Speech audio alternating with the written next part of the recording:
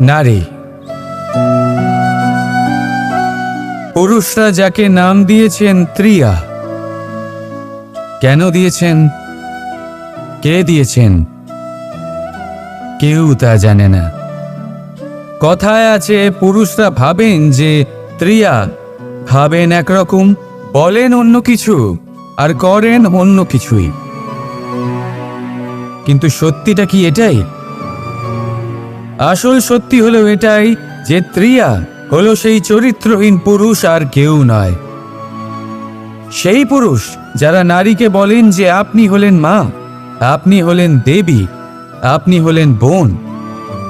আর ভাবেন কি? ভাবেন যে এই নারী হলো আমাদের পায়ের ধুলো আর কিচ্ছু নয়। আর কি করেন? ওনাদের মাথায়, ওনাদের খোপায় মালা পরিয়ে দিয়ে ভাবেন যে ওনারা হলেন তাদের পায়ের ধুলোর সমান। একজন নারীর সম্মান ভঙ্গ করেন, তাদের দাসী মনে করেন। ভুলবেন না, যত্র নারী আস্ত পূজ্যন্তে রমন্তে তত্র দেবতা। অর্থাৎ যেখানে নারীকে পুজো করা হয় সেখানে ঈশ্বর বাস করেন, আর যেখানে নারীকে অপমান করা হয় সেখানে ঈশ্বর এবং ভাগ্য এই দুই রুষ্ট হয়। মনে রাখবেন, যদি নারী কল্যাণকারী হতে পারেন তাহলে নারী মহাচণ্ডী রূপও ধারণ করতে পারেন। যদি একজন নারী মাতা হয়ে জন্মদান করতে পারেন তাহলে নারী মৃত্যু হয়ে বিনাশও করতে পারেন।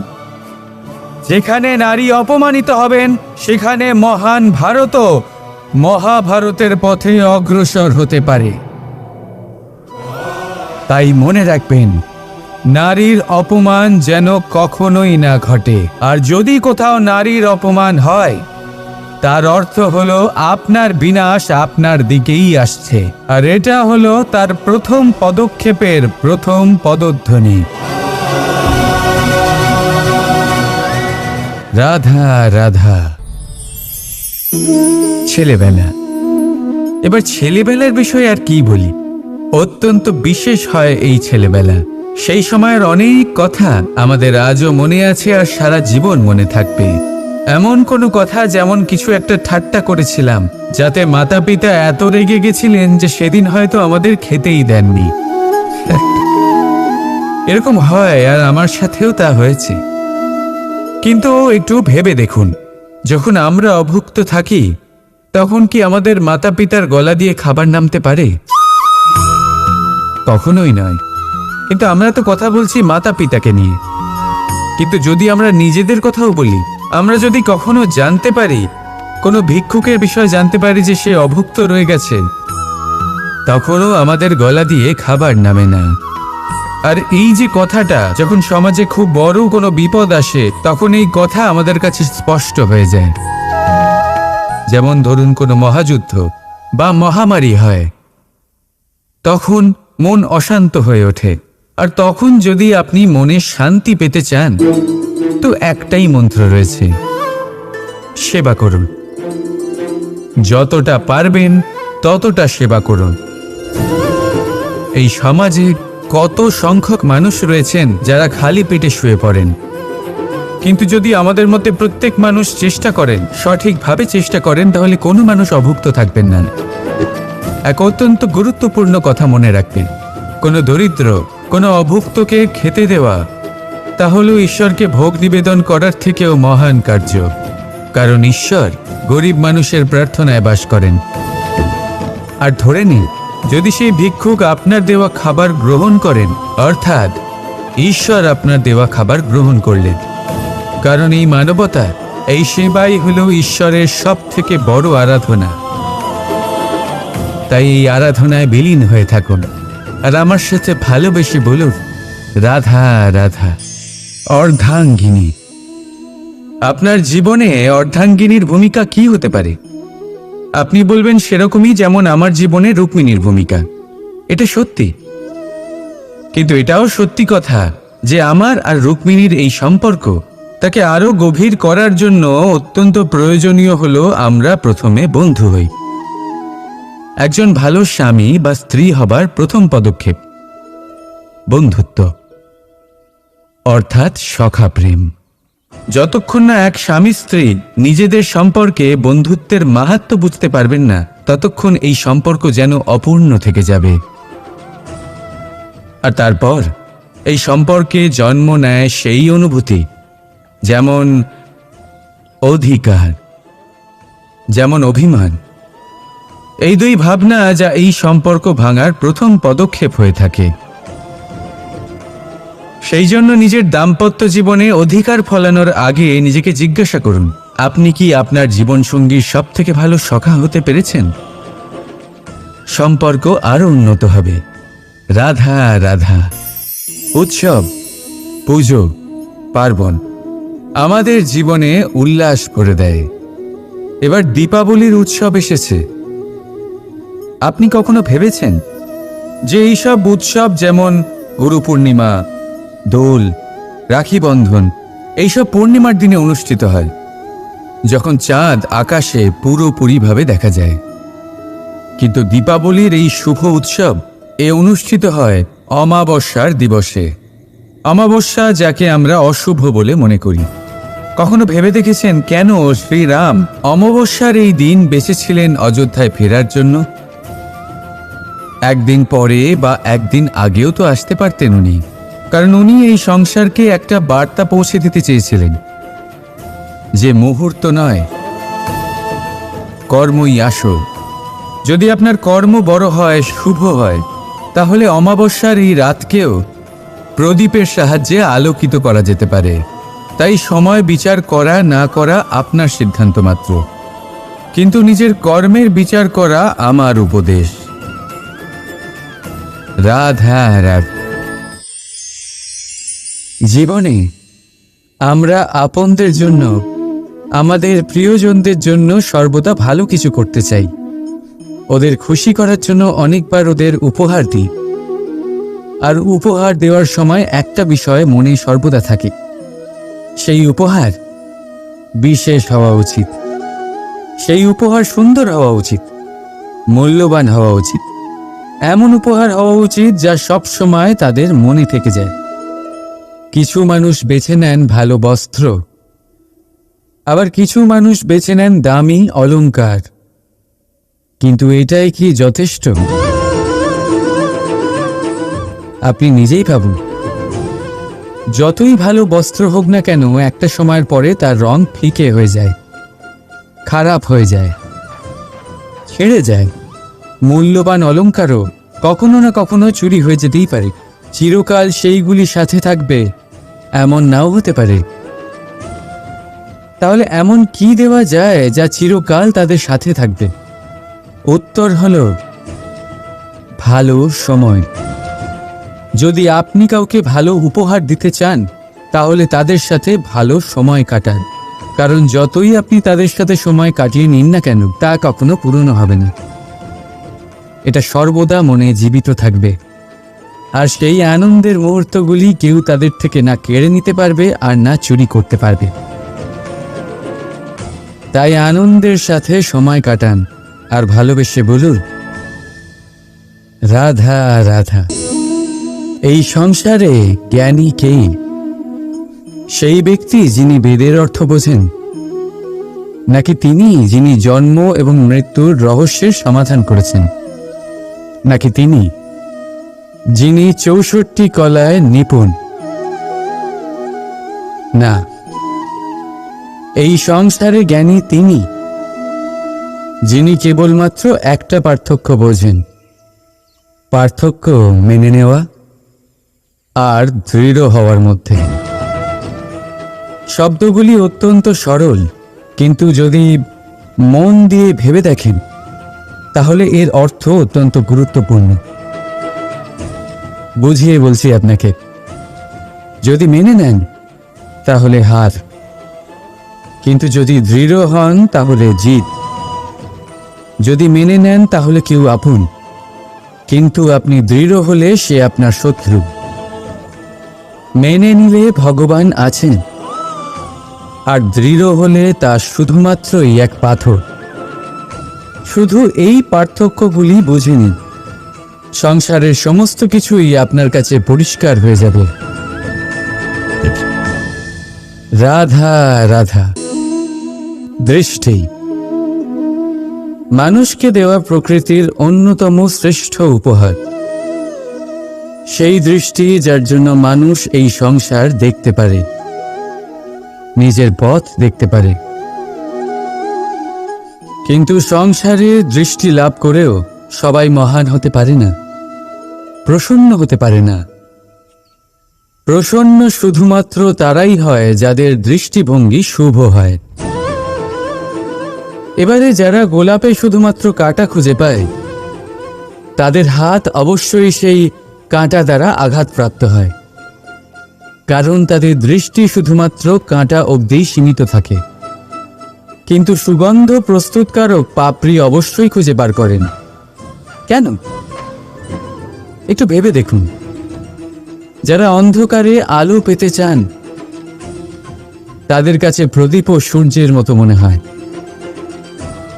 কিন্তু যারা খুঁত বার করতে চান, তারা সেই প্রদীপের নিচে অন্ধকারই খুঁজে পান।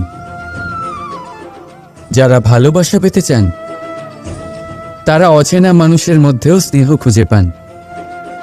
নয়তো কাউকে পেয়েও তাদের না চিনতে পারা মানুষের অভাব নেই।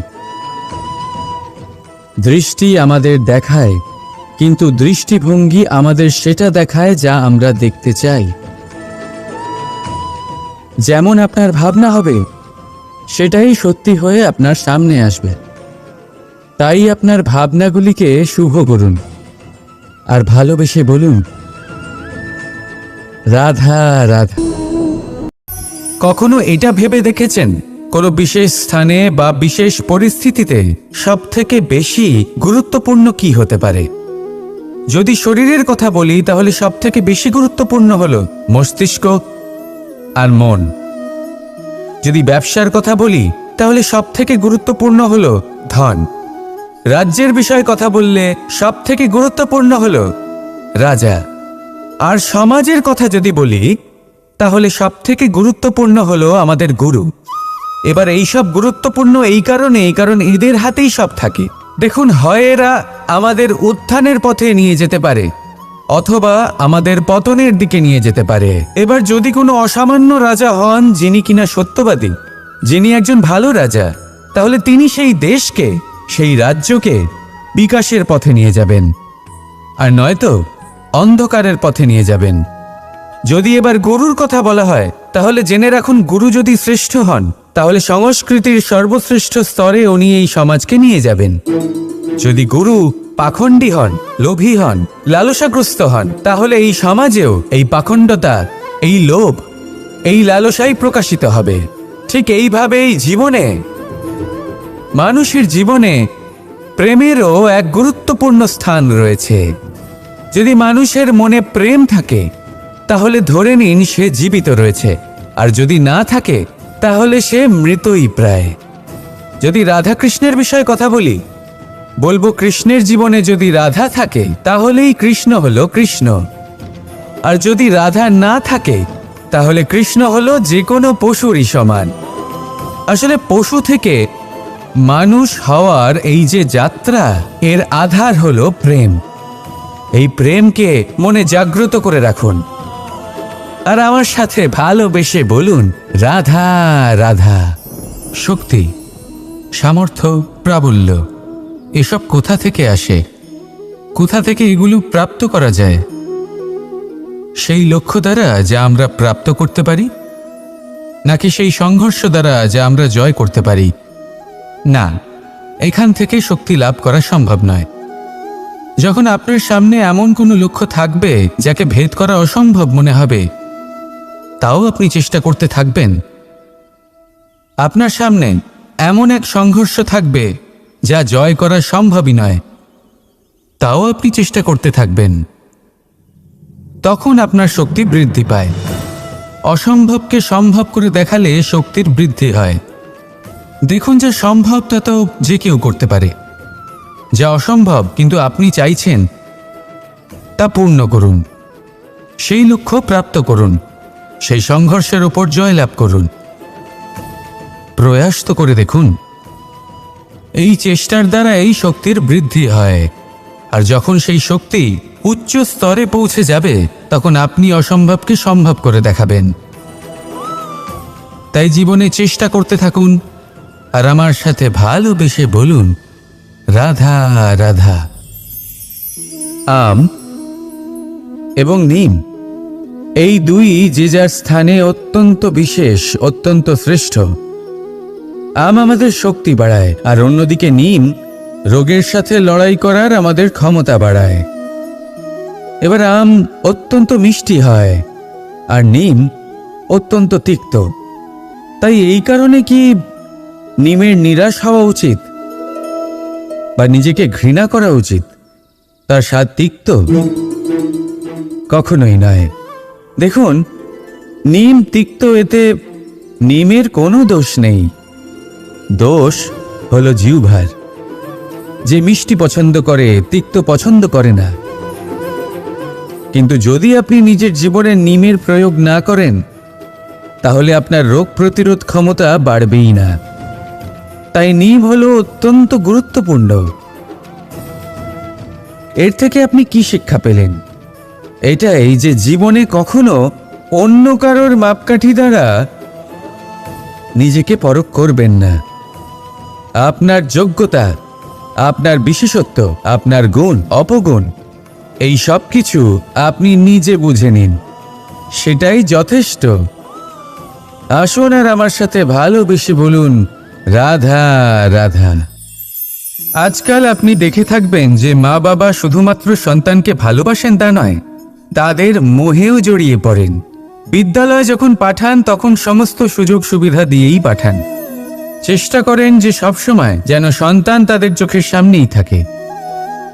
কিন্তু ভুলে যান এক অত্যন্ত গুরুত্বপূর্ণ কথা, যে সন্তানকে এক নতুন দৃষ্টিভঙ্গি দেওয়াই হলো ওনাদের কর্তব্য।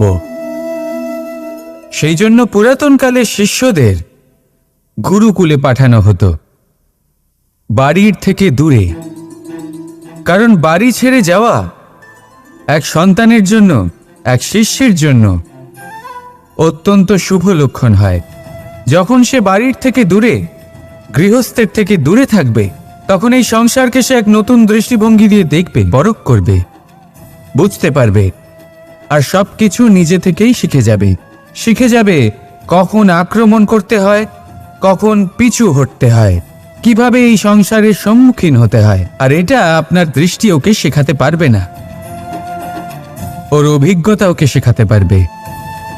তাই মনে রাখবেন, যদি আপনি চান যে আপনার সন্তানের বিকাশ হোক, তাহলে অনেক সময় ওকে নিজের থেকে দূরে নিয়ে যেতে হয়।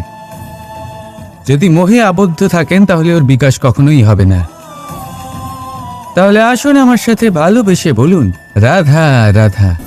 এই সংসারে মাতা পিতা তার সন্তানকে সব থেকে বড় উপহার কি দিতে পারে? বৈভব, সুযোগ সুবিধা, বাড়ি,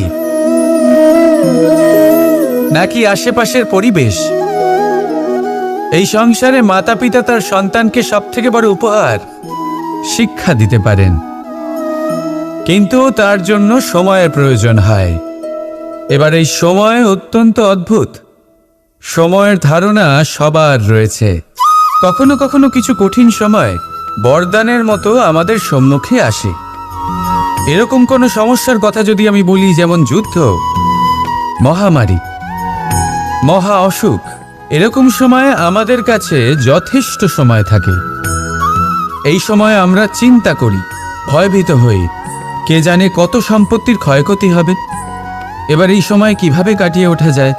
অশুভ চিন্তা তার মনের মধ্যে বাসা বাঁধে, সে বুঝতে পারে না সে কি করবে। আমি বলবো, চিন্তা ত্যাগ করুন, এই ভয়কে ত্যাগ করুন। আর মনে রাখুন একটা গুরুত্বপূর্ণ কথা, যে ঈশ্বর আপনাকে বরদান দিয়েছেন যাতে আপনি নিজের কর্তব্য পূর্ণ করতে পারেন।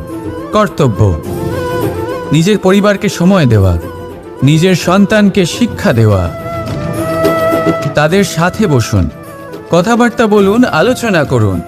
কিছু কথা তারা বলবে, কিছু আপনি বলবেন, কিছু আপনি শিখবেন, কিছু তারা শিখবে।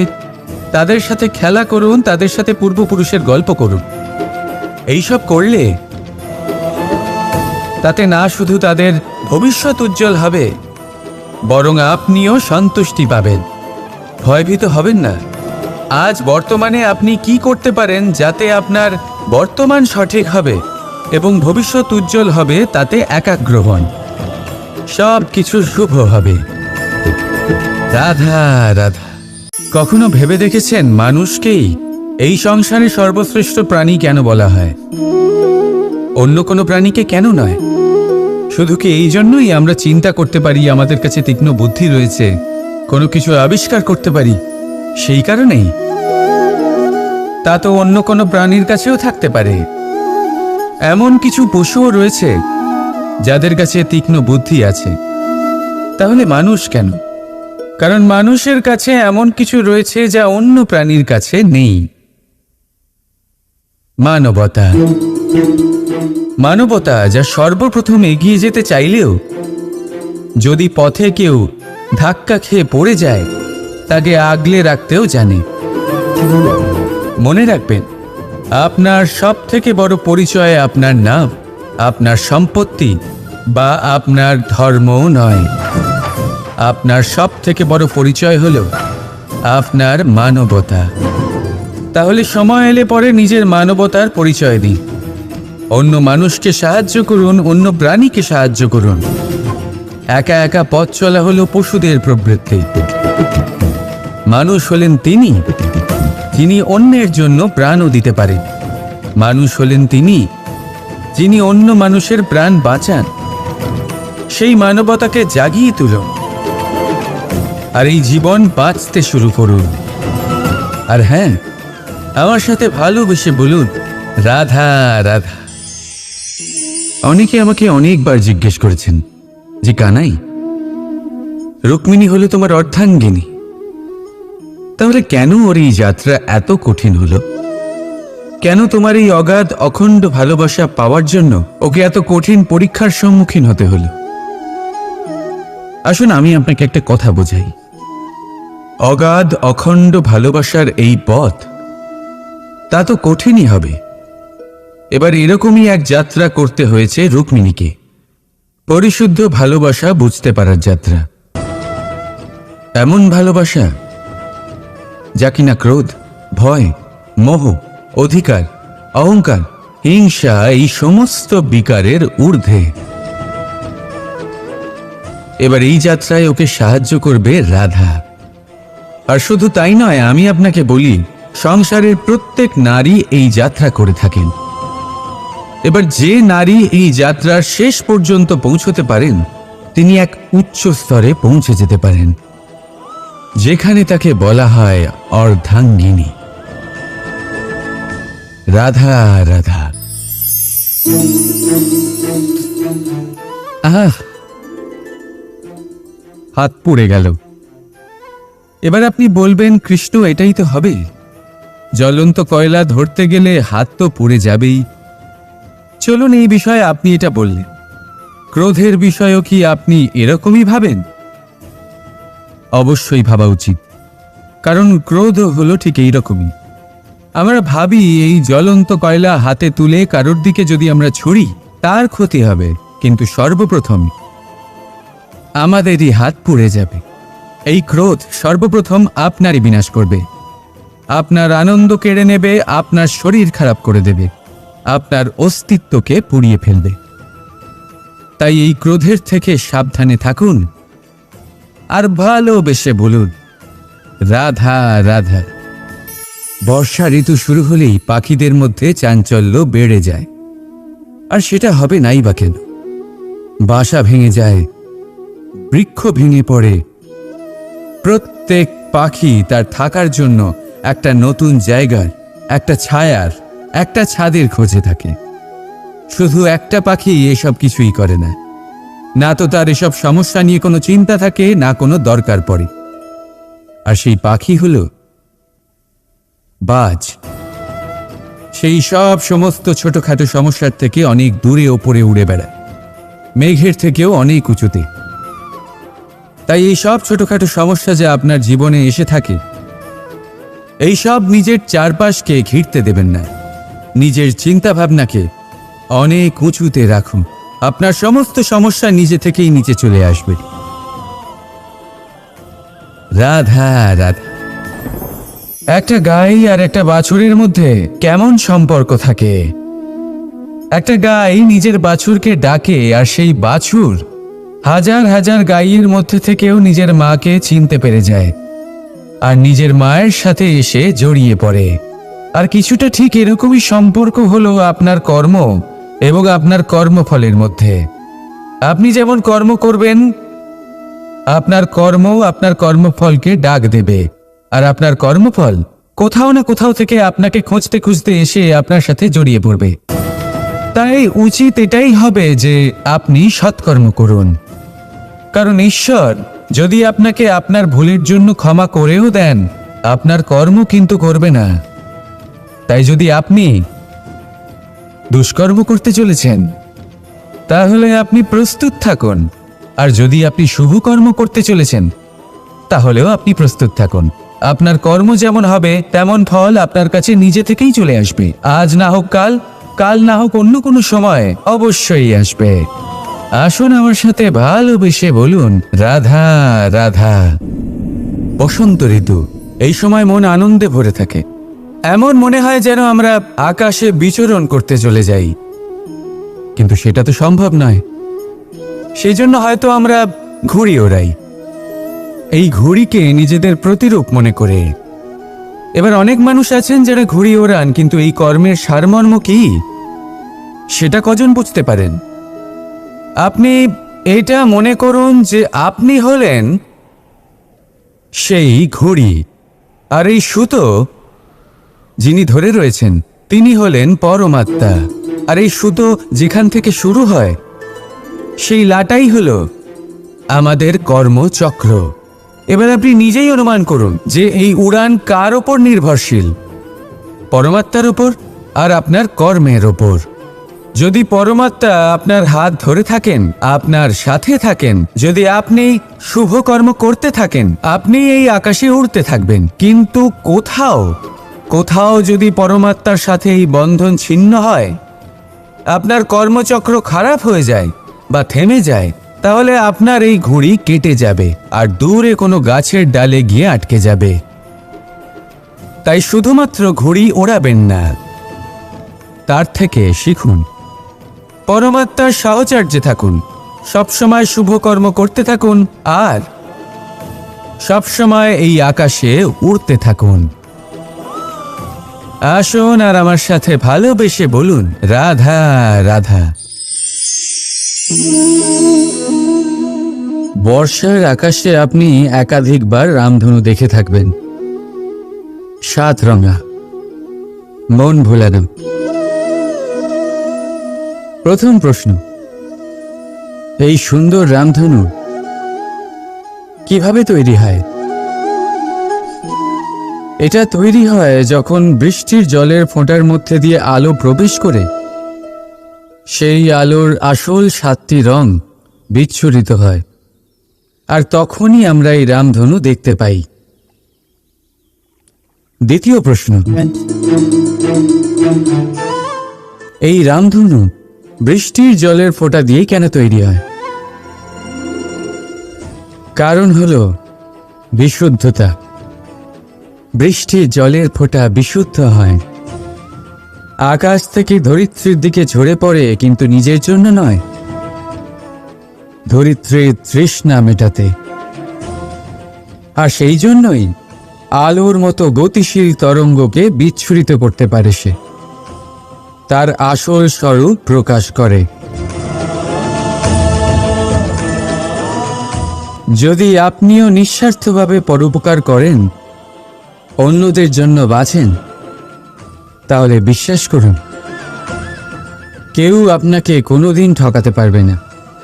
বড় বড় প্রহার অসফল হয়ে যাবে যদি আপনার মনের মধ্যে প্রেমের শুদ্ধতা থাকে। রাধা রাধা। সমুদ্র মন্থনের সময় 2 ধরনের রত্ন লাভ করা হয়েছিল।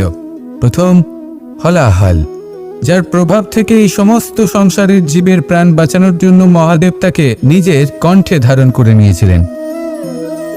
আর দ্বিতীয় অমৃত, যেটা কিঞ্চিত পরিমাণ মাত্রায় পাওয়া গেছিল, কখনো কখনো জীবনে এমন কোনো বস্তু যা আপনি প্রয়োজনের থেকেও অনেক বেশি মাত্রায় ভোগের জন্য লাভ করে থাকেন, তা আপনার জন্য বিষ প্রমাণিত হতে পারে। যেমন জল, প্রয়োজনের থেকে অনেক বেশি মাত্রায় যদি এই জল আসে তাহলে আপনার প্রাণ কাটতে পারে, কিন্তু পরিশ্রমের পরে এক পাত্র শীতল জল দ্বারা আপনি যদি স্নান করে নেন তাহলে তা আপনার শরীরের জন্য অমৃত হবে। পরিশ্রম করার পরে যদি আপনার শরীর এক পাত্র খাবার লাভ করে তাহলে তা আপনার শরীরের জন্য অমৃত। কিন্তু যদি কোনো পরিশ্রম না করেই আপনি দিনরাত শুধুই খাবার গ্রহণ করতে থাকেন তাহলে আপনার কাছে তা বিষ সমান। বিষ এবং অমৃত গ্রহণ করাটা আপনার উপরে নির্ভর করছে। কোনো বস্তু আপনার পক্ষে বিষও হতে পারে, আবার অমৃতও হতে পারে। নির্ভর করছে যে আপনি সেটা কিভাবে ব্যবহার করছেন, কতটা মাত্রায় ব্যবহার করছেন। আসুন আমার সাথে ভালোবেসে বলুন, রাধা রাধা। এবার এই পুরুষার্থের বিষয়ে আপনারা অবশ্যই শুনেছেন, মোক্ষ, চতুর্থ পুরুষার্থ। আপনারা কি জানেন এই মোক্ষ আসলে কি? ধর্ম, অর্থ, কামনার পালন করতে করতে মৃত্যু লাভ করা, এটাই কি মোক্ষ? না, মোক্ষ হলো সেটাই যা জন্ম এবং মৃত্যুর ঊর্ধ্বে। প্রত্যেক ব্যক্তি, প্রত্যেক জীবই সংসারে কোনো না কোনো বিশেষ প্রয়োজনে আসে। ধর্মপথে, সৎপথে অর্থ উপার্জন করা, প্রয়োজনকে পূর্ণ করার চেষ্টা করতে করতে সেই প্রয়োজনকে পূর্ণ করা তাকে মুক্তির পথে নিয়ে যায়, যা হলো মোক্ষ। যদি এই মোক্ষ লাভ না হয় তাহলে মানুষ জন্ম এবং মৃত্যুর এই চক্রে বারবার ফিরে আসবে। তাই নিঃস্বার্থভাবে সদ্ভাব নিয়ে কর্ম করুন, সকলকে ভালোবাসুন, আর আমার সাথে বলুন, রাধা রাধা। ইচ্ছে বড়ই বিচিত্র জিনিস। এই ইচ্ছে যদি তা পূর্ণ না হয় তাহলে তা ক্রোধকে জন্ম দেয়, যদি তা পূর্ণ হয় তাহলে লোভকে জন্ম দেয়, যদি সময়ের মধ্যে পূর্ণ না হয় তাহলে শোককে জন্ম দেয়, আর যদি সময়ের পূর্বেই পূর্ণ হয়ে যায় তাহলে অহংকারকে জন্ম দেয়। সকলের ইচ্ছে থাকে, আপনারও অবশ্যই থাকবে, তা অবশ্যই পূরণ করবেন। কিন্তু একটা কথা মনে রাখবেন, আপনার এই জীবন, এটা কোনোভাবেই আপনার ইচ্ছে পূরণ করার মাধ্যম নয়। এ হলো ধৈর্য সাধনের এক মাধ্যম, নিয়ন্ত্রণ করার এক মাধ্যম।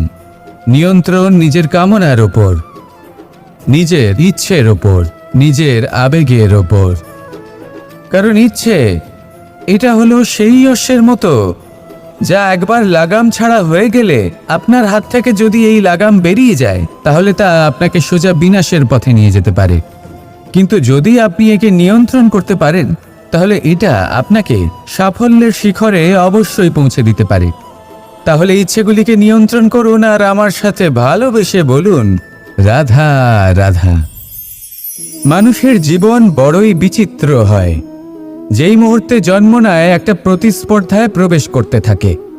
মানুষ জন্ম নেয় আর প্রতিস্পর্ধা শুরু হয়ে যায় ভাই এবং বোনের মধ্যে সর্বশ্রেষ্ঠ হবার, সবার থেকে এগিয়ে থাকার। তারপরে সে যায় গুরুকুলে, নিজের বন্ধুদের মধ্যে সর্বশ্রেষ্ঠ হওয়ার প্রতিস্পর্ধা শুরু হয়। এবার সেখান থেকে বাইরে বেরিয়ে সংসার জীবনে প্রবেশ করে ধন উপার্জনের প্রতিস্পর্ধা শুরু হয়। তা সে যুদ্ধই হোক বা কলা হোক, এই প্রতিস্পর্ধা কখনোই আমাদের পিছু ছাড়ে না। তাই যদি প্রতিস্পর্ধা করতেই হয় তাহলে আমরা মানুষকে সাহায্য করার প্রতিস্পর্ধা কেন করব না? এমন এক প্রতিস্পর্ধা যাতে যে কেউ জিতুক বা যে কেউ হারুক না কেন, লাভ সকলের হবে। সকলের মধ্যে প্রেম বিতরণ করতে থাকুন, এইভাবেই আনন্দ বিতরণ করতে থাকুন, আর আমার সাথে ভালোবেসে বলুন, রাধা রাধা।